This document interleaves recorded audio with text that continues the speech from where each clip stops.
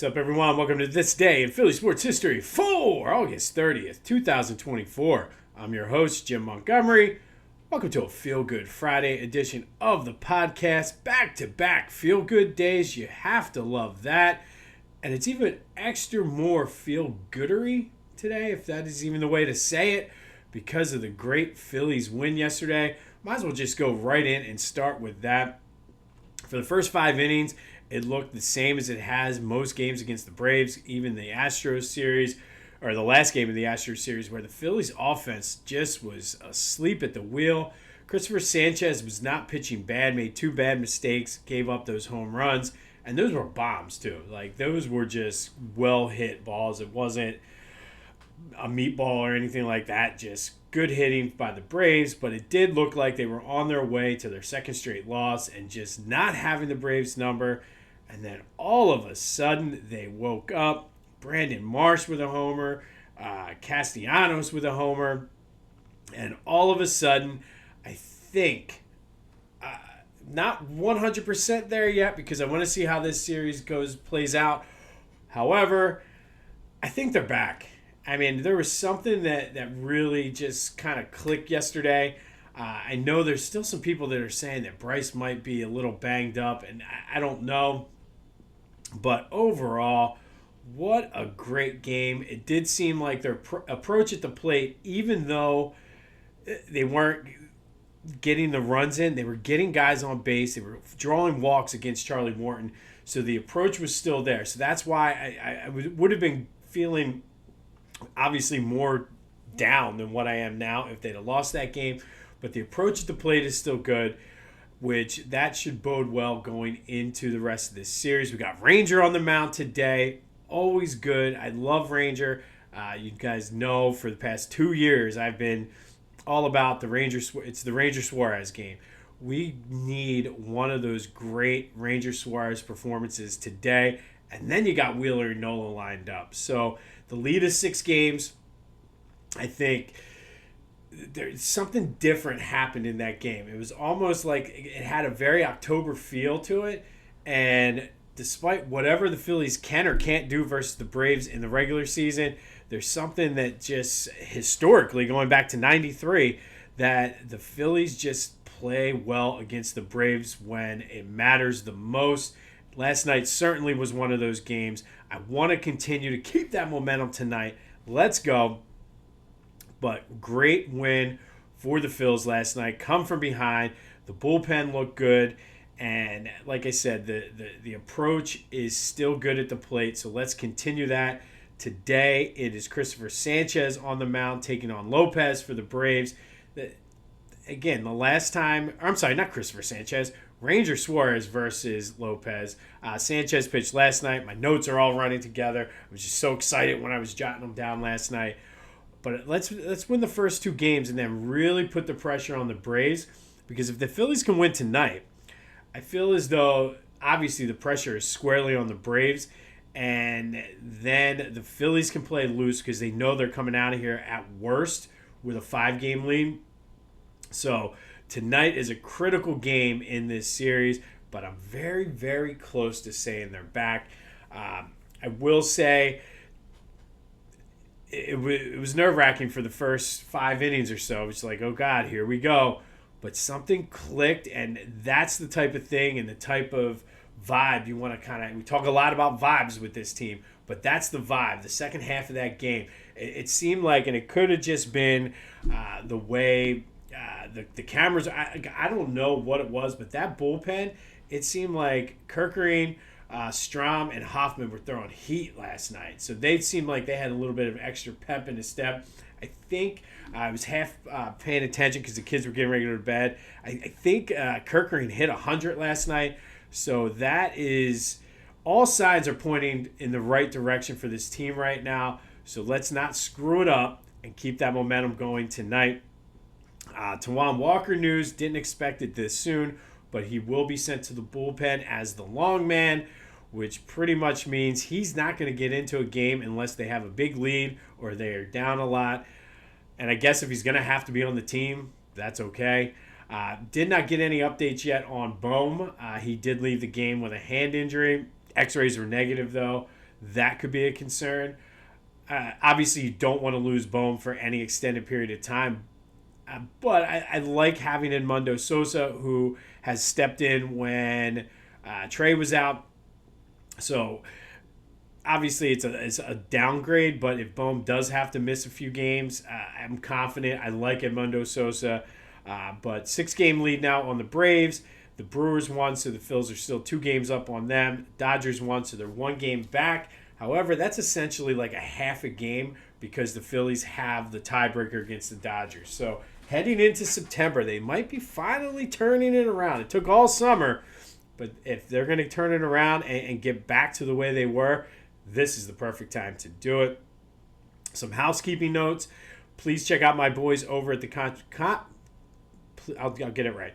Please check out my boys over at the Clashing Conferences podcast. I'm trying to say too many things at once.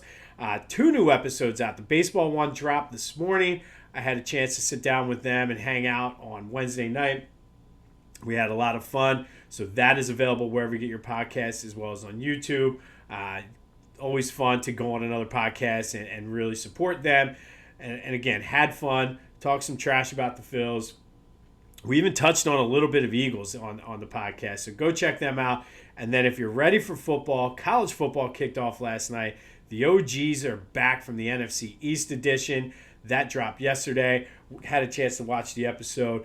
And it's like they did not miss a beat. It's pretty much like they started right where they left off. Came out of the gates hot. So go check out my boys at the Clashing Conferences. See me on the baseball episode. Check out the NFC East with the OGs. And that's available wherever you get your podcasts as well as on YouTube. Also, we are almost a week away from the 2-year anniversary of this day in Philly sports history. And we are doing and giving away a Philly Goat t-shirt of your choice. All you have to do is, starting September 1st through September 8th, call or text the Back to the Future voice and text line, interact with the podcast, and be a YouTube subscriber, and you'll be automatically entered into a drawing for that free Philly Goat shirt. But the key is subscribing to the YouTube channel. So just go subscribe to the YouTube channel now, get it over with, and then starting Sunday, interact with the Back to the Future voice and text line, and I will put you in the drawing for that free Philly Goat t-shirt. Check me out on social media, Jimbo_Mont at Twitter and TikTok, at Philly Jimbo on Instagram. I'm on Facebook. I'm on LinkedIn. All the social media posts. So go check me out there. Again, heading into year 3, I have a lot of great ideas, great opportunities coming up. So stay tuned for that. But be sure to subscribe to the YouTube channel. Interact starting Sunday with the Back to the Future voice and text line, 267-495-8531. Anything you want is fair game on there. You could even make the podcast. And then I will enter you into a drawing for a Philly Goat t-shirt of your choice.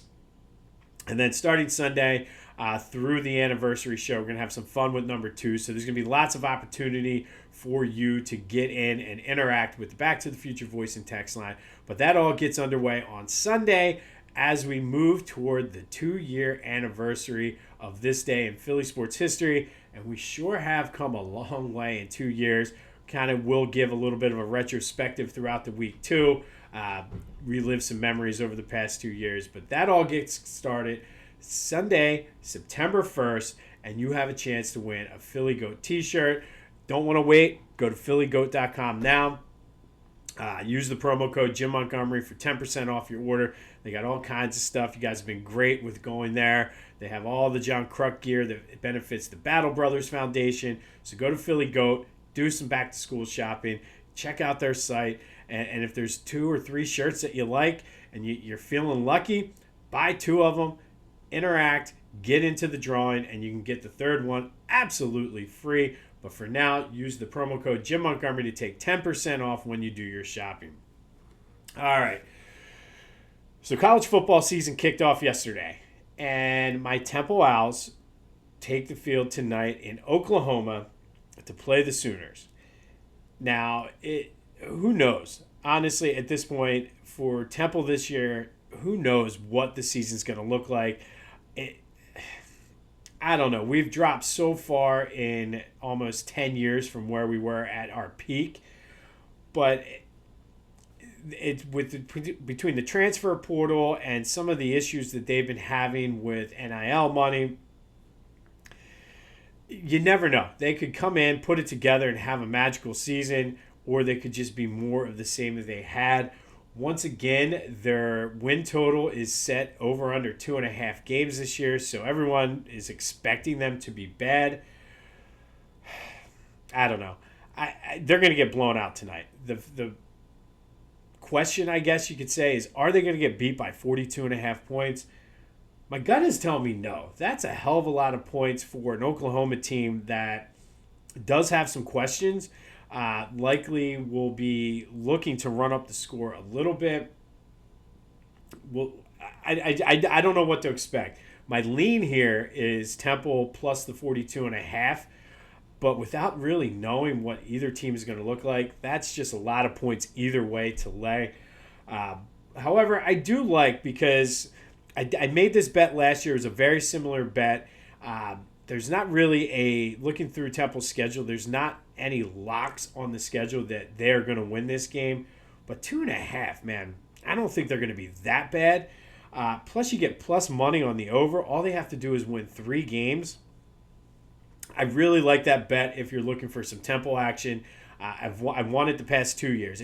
Past 2 years, it's been set at 2.5. I've taken the over, and they both have cashed pretty early in the season too. Temple only won 3 games the past 2 years though, so I mean it was a sweat.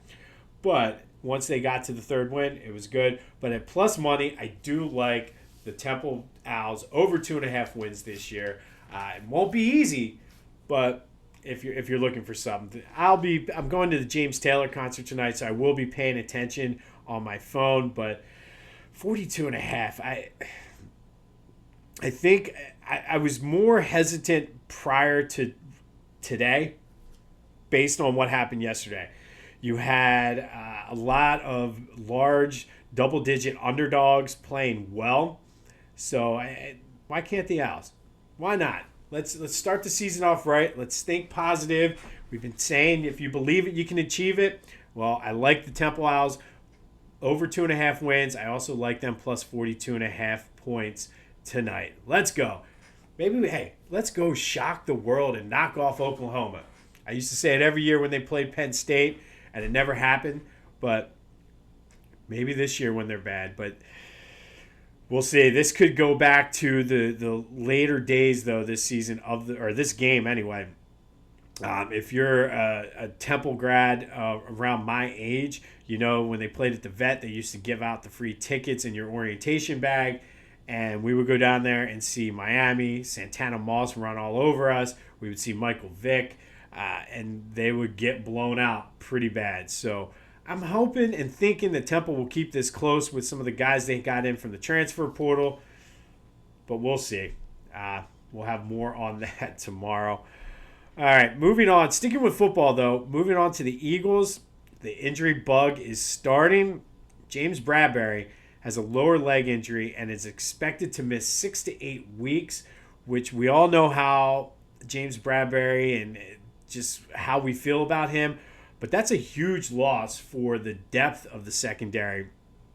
And because they put Sidney Jones on the PUP list, they're not able to bring him back for 4 games. So Howie's probably going to be working the phone lines, trying to bring someone in. More so as a depth piece, because if Reed or C.J. Gardner-Johnson get an injury, we're very, very light. I don't know if they would want to, if either of the guys, any of the guys on the cornerback side can actually slide over the way James Bradberry did. But as horrible as James Bradberry is, this is a big loss for them heading into the season. Again, Howie, this is his time to shine, so we'll see what he brings in. And you don't need to bring in a star. You just need somebody who's serviceable that can fill in just in case, at least for the 4 weeks until Sidney Jones comes back. And I did see that he was running some sprints and he was looking pretty good. It's just a matter, I guess, of getting into football shape since he hasn't been practicing. But James Bradberry going down is not a good thing for the Eagles right now. The other story yesterday was Jalen Hurts spoke on the morning show on WIP, and he talked about the question was asked about the blitz and everything from last year, and he talked about Jason Kelce, and this was an interesting tidbit that I'm not real sure what to make of it. He said he was told not to worry about a lot of things, and maybe that played a role in last year. It wasn't necessarily his job to read the blitzes. And he said this was even more telling. He said the eagerness to learn was halted because of who we had. To me, that was more of I don't want to even say it's a shot, but aimed directly at Jason Kelce. He was told, don't worry about blitz and things like that. That's Jason Kelce's job. He did say he's excited for the opportunity and the journey. Well, he better be, because he's going to be tested early. So maybe working with Kellen Moore with the new offense, there's going to be more to look there. Maybe because of it kind of gives it a clue then too to me of what happened last year. Because if some of the problems on the offense were his fault, Jason Kelce's fault, maybe that's partly what led to retirement. And maybe as an organization, because of how beloved he is and just how much he's meant to the organization, maybe that's something that the Eagles kind of are keeping under wraps, and everybody else is spread it. And again, this is purely speculation. However, Jason Kelce's one of those guys that the Eagles don't necessarily want to talk bad about. Same way he's up there with Brian Dawkins, how nobody says anything bad about these guys. So maybe that played a larger role in last year's downfall than what we've been led to believe. And maybe Jalen has been getting this can't read the blitz label unfairly. Maybe it wasn't his. Maybe he seems like the kind of guy that will go out there and he has a good relationship with coaches. He said, I respect what coaches tell me, and that's what I do. I know last year everybody was trying to press and do different things to get them out of that slump, but maybe he wasn't focusing on the blitz because he was told the offensive line had it, and it kind of makes sense the way they played. So I'm anxious to see. We're 1 week away from Eagles football. Next Friday night they kick off, so Green Bay is going to test him. So we're going to kind of see where we stand with that. I just thought that those were it was an interesting quote and an interesting answer to that question. Some people interpreted it as him not taking blame for anything. I don't know if that was the case. I think it's more he's at a point where he's opening up more. This is what we wanted to say. And he was like, look, I was told not to worry about it. That's what I did. And it does seem for the first part of his career, having Jason Kelce there playing at a high level, it worked until last year when it didn't. And maybe that's why he figured it out and called Wink Martindale and was like, all right, I need to figure this out because Jason's not doing it. Jason's not able to do it. And I don't know. And again, I don't want to harp on last year. Everybody keeps bringing up last year. I want to move on from that. But that was just too big of a quote and too big of an almost revelation to not address. So we'll see next Friday night down in Brazil. But I'm excited. I want to see what this guy can do. I feel like you're going to see a different version of him. But we'll get more into that tomorrow when we go through our predictions and picks for the season. All right. In today's edition of Why Philly Fans Are the Way They Are, we bring you this day in Philly sports history for August 30th, 1913. Yes, we're going all the way back to 1913 today. And on this day, the Phillies, who were in second place, took on the first place New York Giants. They were trailing them by 9 games in Philly at the Baker Bowl. And it was a 9-game lead. I think there was like 12 or something games to play. It was a Hall of Fame pitching matchup. Christy Mathewson for the Giants. Grover Cleveland Alexander for the Phillies. Giants led 6-0 after 3 innings. Chased Grover Cleveland Alexander out of the game. Phils battled back with 6 runs in the 5th, 2 runs in the 8th, and led 8-6 going into the 9th. And that's when our great-grandparents, or some of us listening, our great-great-grandparents, started to crawl so we as Philly fans could run. They were relentless in their distractions of the Giants hitters. They were waving handkerchiefs, newspapers, hats, pretty much anything they could find. They were just waving to try to distract the Giants hitters. Well, back then, that was sort of an unwritten, uncalled for thing for fans to do. So the umpire said, that's it, I've had enough, called the game, awarded it to the Giants via forfeit due to the fans distracting the Giants players. Seems kind of silly based on the way we see things going on today. But back in 1913, it was a different society. That people acted different. This is like pre-World War I. So it was different back then. The National League president said that is absolutely asinine and ridiculous. 3 days later, awarded the win for the Phillies because technically it was an official game. The game was called. It was past the fifth inning. So the Phillies got the win. The Giants were like, no. This is a close pennant race. We need that win. So they appealed, and the Major League Board of Directors basically said, all right, why don't we just finish out the game then? There's no reason. It's just fans being whatever. Although I don't know what their official ruling was. That's just me saying in today's society, like, this is the dumbest thing ever. So just finish the game from where it was left off. 1 out in the top of the ninth inning. Phillies leading 8-6. The game was completed, but was not completed until October 10th before a doubleheader, ironically enough, up in New York. So you took the unruly Philly fans, because something tells me our great-grandfathers and great-great-grandfathers, they would have been extra fired up for those last 2 outs of that game. So maybe the National League and Major League Baseball made the right decision by completing the game up in New York. The Phillies got the outs, but unfortunately by that point, the season, there was only 6 games left in the season. And by the way, there was more than 12 games left in the season when the Phillies were down 9 games. Not sure of my math. There was like 20-some games. So it was still within the realm of possibility that the Phillies could have chased down the Giants. So it was an important game. But by the time this game was completed on October 2nd, the Phillies were already out 9.5 games with only 6 games to play. I knew there was a divisor of 6 in there somewhere. However, the biggest takeaway from this is the seeds were planted. And even back then in 1913, with our great-grandfathers and our great-grandfathers and great-great-grandfathers, sometimes Philly fans are going to Philly fan. And this sort of planted the seed and set the tone for that. But on this day, back in 1913, the Phillies, I guess, technically beat the Giants 8-6, even though the game wasn't completed until October 2nd, because the umpire called the game because the fans were too unruly and too distracting to the Giants pitching. Could you imagine something even remotely close like that happen today? Ridiculous. And finally today, our 20 questions in 20 days about the Eagles. Question number 19. We're going to talk about what happens if there's adversity, but first let's recap yesterday's question of the day.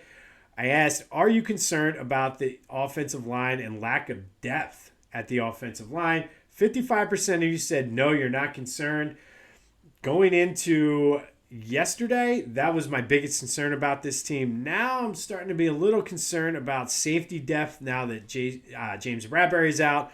But thank you, as always, for participating in the question of the day. We'll have another one here in a couple of minutes. But what happens if there's adversity on this team?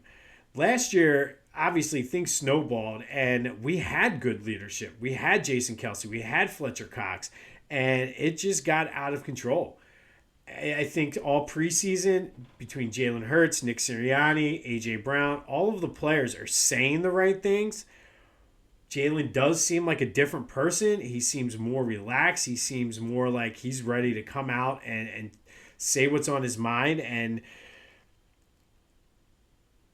seems different. I mean, I get there's no other way to put it. They're saying the right things. Things seem different, but there's a lot of young guys on this team.